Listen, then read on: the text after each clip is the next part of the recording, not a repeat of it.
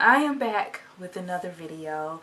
This video it's kind of sad because I'm dealing with hair loss, and I thought around this year, this time, that I wouldn't be dealing with hair loss anymore because I did the big chop last year.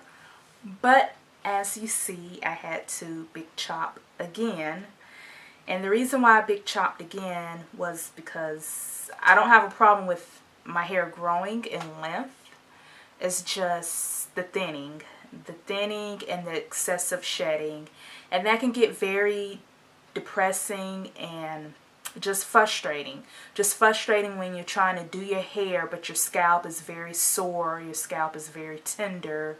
It itches all the time. So it just was very frustrating, and I just got very down. So I wanted to just shave it all off again. I just, in the spare of the moment, on impulse, I was like, okay, I have to get rid of this hair on top of my head because it was just driving me literally insane from all the inflammation and the itching, and me trying to keep it styled but can't really keep it styled because my hair is thinning, it's itching, and it was just a total disaster. So I decided to do a second big chop, and if my hair continues to grow thin or continues to have a lot of inflammation or itchiness, I will be keeping my hair short.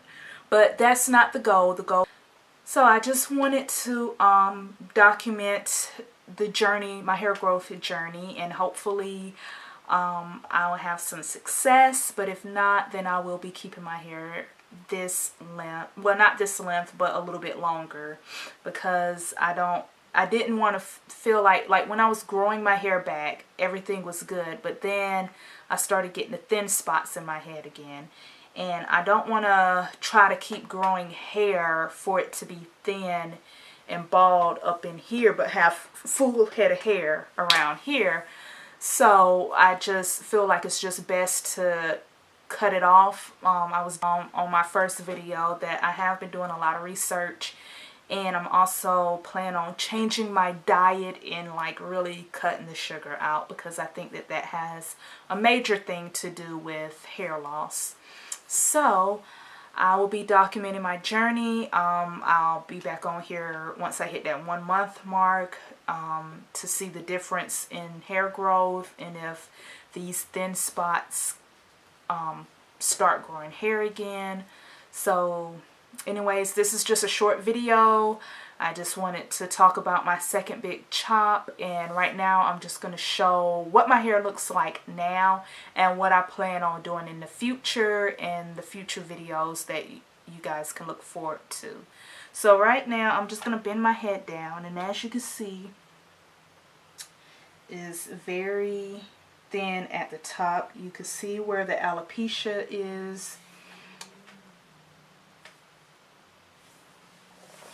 Then I'm going to turn around and see the back. I probably should have got a mirror so that I can see. Oh, actually, I'm getting a reflection out of my window here. But as you can see, my hair is fine when it comes here and on the sides. On the sides is fine. I'm hoping that I'm getting that. On the sides, my hair is fine. I'm not experiencing any hair loss, but the what is this hat here? But the back of my hair is fine.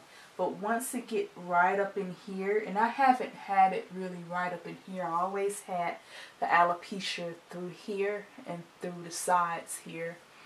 But as you can see, through there, I am suffering from alopecia, and also my edges, like I don't make sure, barely have any edges, and as you can see, it's thin all through here.